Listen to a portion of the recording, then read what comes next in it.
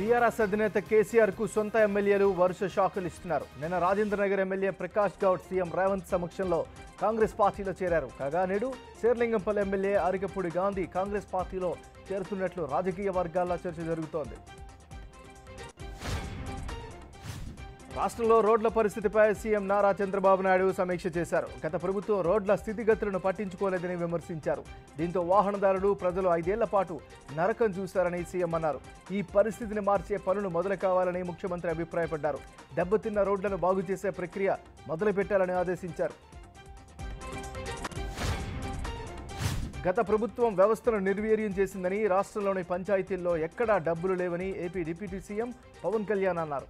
Waste management, పరిశుభ్రతను ప్రజల బాధ్యతగా తీసుకోవాలని కోరారు. ఒక్క పంచాయతీలో చెత్త సేకరించి సంపద సృష్టించే ప్రయత్నం చేస్తామని తెలిపారు. ఒక్క రోజులో పంచాయతీల దుస్థితిని మార్చలేమని, కొంత సమయం పడుతుందని పవన్ తెలిపారు. మహబూబాబాద్ జిల్లా కొత్తగూడ మండలంలో మంత్రి సీతక్క ప్రజా దర్బార్ నిర్వహించారు. ఏజెన్సీ మండలాల నుంచి రైతులు, ప్రజలు భారీగా తరలివచ్చి తమ సమస్యలను త్వరితగతిన పరిష్కరించాలని కోరుతూ వినతి పత్రాలను అందజేశారు.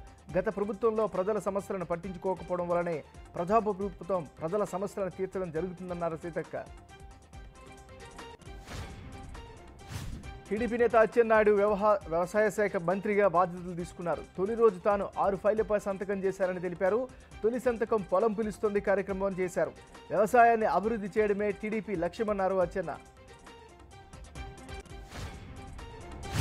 కూటమి నేతలపై ఫైర్ అయ్యారు పేర్ని నాని. అమరావతి ఎప్పుడు పూర్తవుతుందో చంద్రబాబుకు కూడా తెలియదని చెప్పారు. పోలవరం పూర్తి చేయడం చంద్రబాబు వల్ల కాదని చెప్పారు. ఉచిత ఇసుక పేరుతో దోపిడీకి తెరలేపారని ఆరోపించారు. సంక్షేమ పథకాలకు షరతులు పెట్టడంపై ఆగ్రహం వ్యక్తం చేశారు పేర్ని నాని. తిరుమల కొండపై పెను ప్రమాదం తప్పింది. అకస్మాత్తుగా చెట్టుకొమ్మ కూలి ఓ భక్తురాలికి తీవ్ర గాయాలయ్యాయి. కానీ ప్రాణాపాయం తప్పడంతో అంతా ఊపిరి పీల్చుకున్నారు. జపాలి తీర్థం వద్ద ఈ ఘటన జరిగింది.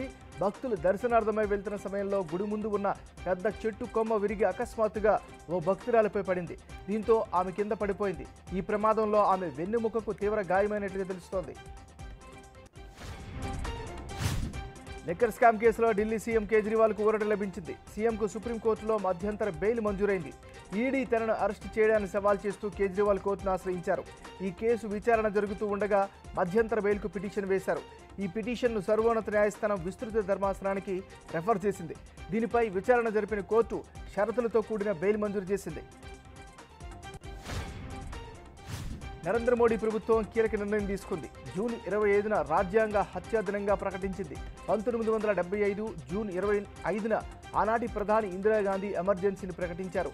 కేంద్ర మంత్రి అమిత్ షా ఎక్స్ వేదికగా కేంద్రం నిర్ణయాన్ని ప్రకటించారు. ఎమర్జెన్సీని విధించడం ద్వారా ప్రజాస్వామ్య ఆత్మను హత్య చేశారని ఆగ్రహం వ్యక్తం చేశారు.